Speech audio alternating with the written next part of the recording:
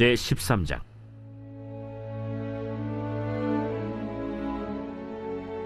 아브람이 애굽에서 그와 그의 아내와 모든 소유와 롯과 함께 네겝으로 올라가니 아브람에게 가축과 은과 금이 풍부하였더라. 그가 네겝에서부터 길을 떠나 베델에 이르며 베델과 아이 사이 곧 전에 장막 쳤던 곳에 이르니 그가 처음으로 제단을 쌓은 곳이라. 그가 거기서 여호와의 이름을 불렀더라. 아브람의 일행 롯도 양과 소와 장막이 있으므로 그 땅이 그들이 동거하기에 넉넉하지 못하였으니 이는 그들의 소유가 많아서 동거할 수 없었음이니라. 그러므로 아브람의 가축의 목자와 롯의 가축의 목자가 서로 다투고 또 가나안 사람과 브리스 사람도 그 땅에 거주하였는지라. 아브람이 롯에게 이르되 우리는 한 친족이라.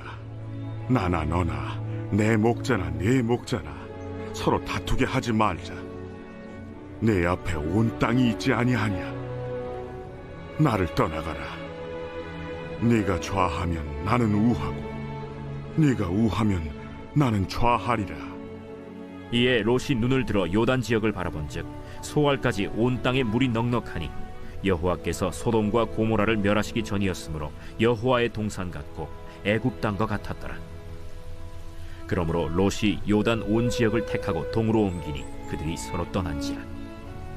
아브람은 가나안 땅에 거주하였고 롯은 그 지역의 도시들에 머무르며 그 장막을 옮겨 소돔까지 이르렀더라. 소돔 사람은 여호와 앞에 악하며 큰 죄인이었더라. 롯이 아브람을 떠난 후에 여호와께서 아브람에게 이르시되 너는 눈을 들어 너 있는 곳에서 북쪽과 남쪽 그리고 동쪽과 서쪽을 바라보라. 보이는 땅을 내가 너와 네 자손에게 주리니 영원히 이르리라. 내가 네 자손이 땅에 티끌 같게 하리니 사람이 땅에 티끌을 능히 세일 수 있을진데 네 자손도 세리라.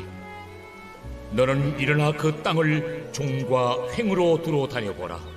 내가 그것을 네게 주리라.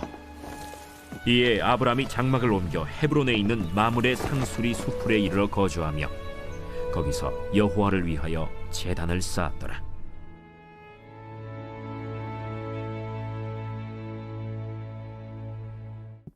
(1월 19일) 월요일 매일 성경과 함께하는 아름빛교회 바이블 큐티입니다.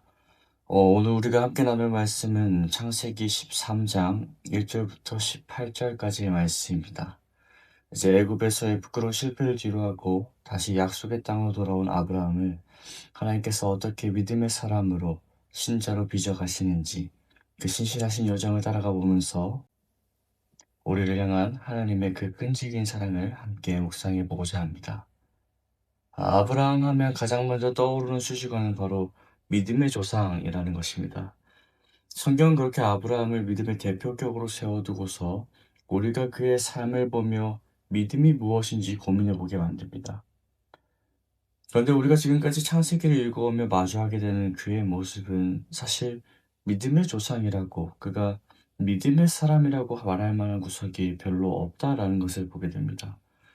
오늘 본문에 앞선 12장에서 그는 하나님께 부름을 받았지만 내 고향과 친척과 아버지의 집을 떠나라는 그 말씀에 그는 고향과 아버지의 집에서는 떠나지만 친척 롯은 데려가며 마치 반쪽짜리 순종으로, 달리 이야기하자면 믿음 섞인 불순종으로 그의 여정을 시작합니다. 그렇게 겉으로 부르시며 순종하며 나아가는 듯한 그의 삶을 우리가 살펴보자면 그는 예기치 못한 기근을 피해 애굽으로 자리를 옮기며 하나님께서 보이시고 또 주시겠다고 한 그 땅을 떠났었고, 또 그렇게 떠난 자리에서 사람들을 두려워하며 자기 아내를 누이라 속이다 걸리기까지 합니다. 이처럼 지금까지의 그의 삶은 믿음의 사람이라고 평가받기에는 좀 어려울 것 같습니다. 그러나 오늘 말씀 가운데서 우리는 그가 진정 믿음의 사람이 되어가고 있다라는 것을, 곧 그가 대단한 믿음을 소유하고 있었기 때문이 아니라 하나님께서 그를 믿음의 사람으로 신자로 빚어가 주심을 발견하게 됩니다. 오늘 함께 말씀을 살펴보면서 아브라함처럼 신자다운 구석 없는 우리를 기어코 신자답게 세워가시는 그 하나님의 끈질긴 사랑과 빚어가심을 함께 묵상하며, 또 하나님께서 왜 그토록 우리를 믿음의 사람으로 빚어가려 하시는지까지 함께 알아보도록 하겠습니다. 오늘 우리가 살펴볼 첫 번째는 이해할 수 없고 자격 없는 부유함으로 끈질기게 빚어가시는 하나님입니다. 애굽에서 수치를 당하고 돌아온 아브라함이 가장 먼저 했던 일은 베델과 아이 사이 곧 그가 처음으로 제단을 쌓았던 곳으로 돌아가 다시 여호와의 이름을 부르는 것이었습니다. 한번 상상해 봤으면 좋겠습니다. 그가 다시 자신이 쌓았던 그 제단 앞에 섰을 때 어떤 마음이었을까요? 하나님의 약속을 따라 나섰다가 그 거창한 시작과는 달리 위기 앞에서 약속의 땅을 버리고 도망쳤던 그 비겁함, 사랑에 대한 두려움 때문에 내 아내를 저버렸던 그 추악한 배신이 떠올라 그는 자신이 고개를 차마 들 수도 없었을 겁니다. 내가 받은 은혜가 있는데, 내가 이곳에서 제단을 세우며 받았던 은혜가 있었는데 어쩌다 내가 이렇게 되었는가 하며 그는 받은 은혜에 합당하게 살지 못했던 그 자신의 삶을 돌아보며 부끄럽기도 하고 후회하기도 했을 것입니다. 그러나 그는 그렇게 선수치의 자리에서 단순히 부끄러워하는 것으로 끝나지 않고 자신의 실패보다 크신 하나님을 마주하게 됩니다. 나는 속임수를 쓰며 결국 아내를 위험에 빠뜨렸지만 하나님은 도리어 그들을 지키셨고 심지어 애굽에서 가축과 은금이 풍부해진 상태로 나오게 하셨습니다. 사실 바로 왕을 속였다는 죄목을 따지자면 형벌에 처해지거나 또 생명을 잃었을지도 모를 일인데 그는 본인이 잘못했음에도 불구하고 도리어 기근 가운데 본인이 구했던 그 안전과 풍요를 누리게 되는 것입니다. 사랑하는 성도 여러분, 여기서 우리는 이 자격 없는 부유함 가운데 복음의 능력이 무엇인가 생각해 보게 됩니다. 아브라함이 애굽에서 가지고 나온 그 재물들은 그의 순종에 대한 상급이 아니었습니다. 애초에 그는 뭐 하나 온전히 순종한 것이 없습니다. 그러니 지금 그에게 주어진 이 자격 없는 부유함은 비참하게 무너진 죄인을 향해 베풀어진 실패도 괜찮다. 그럼에도 난 너를 포기하지 않고 사랑한다. 라는 하나님의 아주 일방적이고 압도적인 환대인 것입니다. 우리가 아직 죄인 되었을 때 우리를 위해 십자가를 지심으로 보여주신 그 사랑, 우리의 어떠함이 아니라 오직 하나님의 풍요로움으로 인한 그 자격 없는 부유함이 오늘 아브라함에게 주어진 것입니다. 그렇게 받은 은혜에 합당하게 살지 못했었으나 그럼에도 불구하고 부어주시는 그 은혜로 인해서 아브라함은 오늘 다시 하나님을 찾게 되는 것입니다. 이제 그 은혜가 은혜임을 인정함으로 나의 실력이나 노력이 아닌 자격 없는 나에게 베푸신 사랑이었음을 인정함으로 이제 그는 제단 앞에 다시 서서 하나님의 되심을 인정하고 구하게 되는 것입니다. 이렇게 하나님의 은혜가 자신의 발버둥보다 나음을 경험한 아브라함은 이제 조카 롯과의 땅 분배에 있어서도 이전과 다른 모습을 보여주기 시작합니다. 만일 12장의 아브라함이었다면 그는 지금 롯이 가져갈 그 땅을 본인이 먼저 가져갔을 것입니다. 아브라함이 롯이 택한 그 땅이 좋은 땅인지 몰랐을 리가 없습니다. 하지만 이제 그는 누가 봐도 좋은 땅이 아니라 하나님께서 좋다고 하시는 것을 구하길 원하는 것입니다. 또 이전처럼 자기 삶을 책임지기 위해서 스스로 했었던 그 모든 교만한 노력을 내려놓고 겸손하게 하나님께서 자신의 삶을 인도해 주시기를 구하고 있는 것입니다. 이렇게 하나님의 은혜가 그를 주장하자 이제 그는 다시 자신의 첫 부르심으로 돌아가서 그 자격 없는 부요함을 의지하고 서게 됩니다. 하나님은 그 이해할 수 없는 은혜, 그 부유함을 통해서 이제 아브라함과 롯의 재물이 너무나도 많아지게 하셔서 더 이상 그들이 함께 할 수 없게 만드시고 이제 아브라함이 그 첫 부르심을 따라 고향과 아비의 집을 떠날 뿐만 아니라 그가 끝끝내 놓지 못했던 친척, 그 롯이라는 의지마저 내려놓게 하시고 그로 겸손하게 하나님만 의지하게 하심으로 본래 그가 서야 했던 그 온전한 순종의 자리에 서게 하시는 것입니다. 사랑하는 여러분, 이처럼 하나님은 자격 없는 자에게 거저 주시는 이 은혜를 통해서 귀엽고 신자를 신자답게 빚어가 주시는 줄 믿습니다.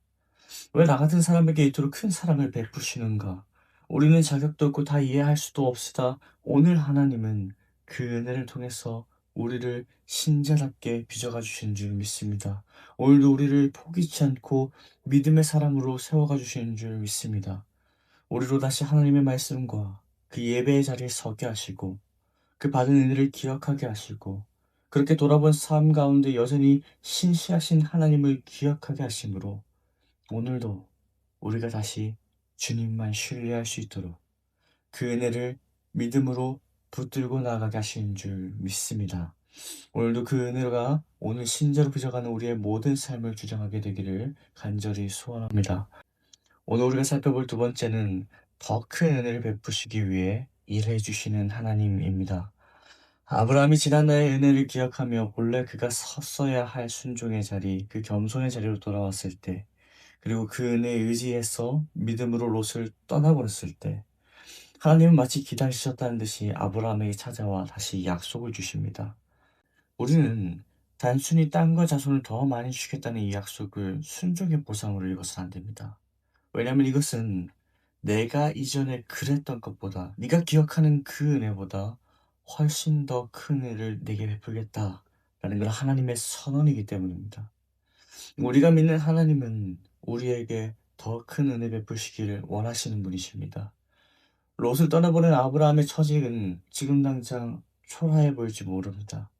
가장 많은 걸 가졌음에도 가장 의지했던 것을 내려놓았기 때문에 가장 믿음직했던 조카를 보내고 홀로 남겨진 그 자리가 외롭고 낮게 느껴졌을지도 모릅니다. 조카 롯이 가져간 그 땅을 바라보며 가장 좋은 곳을 두고도 황량한 땅을 선택해야 했던 그 자리가 낮고 초라하게 느껴졌을지도 모릅니다. 그러나 그렇게 낮아진 자리가 은혜를 받는 자리인 것입니다. 사랑하는 성도 여러분, 우리의 삶도 마찬가지입니다. 때로 우리 자신의 문제로 인해서 낮아지고 또 스스로의 삶이 초라하게 느껴질 때에도 또 내가 받은 그 은혜대로 살고자 내 삶에 의지했던 그것을 내려놓는 순간에도 그렇게 내려놓은 그 삶이 너무나 미약해 보일 때에도 우리는 종종 우리의 느낌과 기분을 따라 그것이 하나님 없이 살고자 했던 우리를 향한 하나님의 벌이나 내버려 두심이라고 오해하기 쉽습니다. 하지만 결코 그렇지 않습니다. 왜 그렇습니까? 우리를 향한 하나님의 생각은 언제나 평안이요 재앙이 아니며 우리에게 미래와 희망을 주는 것이기 때문입니다. 그분은 우리에게 더 큰 은혜를 베푸시기를 원하는 하나님이십니다. 하나님께서 이해할 수 없고 자격 없는 그 부요함으로 우리를 빚으시고 또 우리를 겸손히 낮추시는 이유는 우리로 겸손하게 하사 더 큰 은혜 받아 누리게 하시기 위함인 것입니다. 오늘 아브라함처럼 자기의 유익을 구하고 하나님보다 앞섰던 그 교만한 마음을 낮추심은 하나님께서 오늘 아브라함처럼 자기의 유익만을 구하고 하나님보다 앞섰던 그 교만한 마음을 낮추심은 하나님께서 오늘 우리를 겸손한 자로 은혜 받기에 합당하게 빚으사 우리에게 더 큰 은혜 주시기를 위함인 줄 믿습니다. 때로 그렇게 겸손하게 빚어져가는 과정 가운데 오늘 우리의 삶이 낮고 초라해 보인다 해도 잊지 맙시다. 우리를 향한 하나님의 생각은 변함이 없으며 그분은 우리에게 은혜 베푸시기 위해 또 우리를 끈질기게 믿음의 사람으로 겸손하게 빚어가실 하나님이십니다. 우리 시간 말씀을 정리하도록 하겠습니다. 사랑하는 성도 여러분, 오늘 우리는 아브라함의 삶을 통해 우리를 기어코 신자답게 빚어가시는 그 하나님의 끈질긴 사랑이 무엇인지 보게 됩니다. 아브라함이 대단해서 믿음의 조상이 된 것이 아닙니다. 애굽에서 비겁한 실패와 수치조차도 자격 없는 부여함으로 덮으시는 그 하나님의 압도적인 은혜가 그를 믿음의 사람으로 빚어갔던 것입니다. 그 은혜를 경험했기에 아브라함 비로소 자기 눈에 좋아해 보이는 땅이 아니라 자기가 인간적으로 의지했던 롯을 내려놓고서 겸손한 순종의 자리에 서게 되는 것입니다.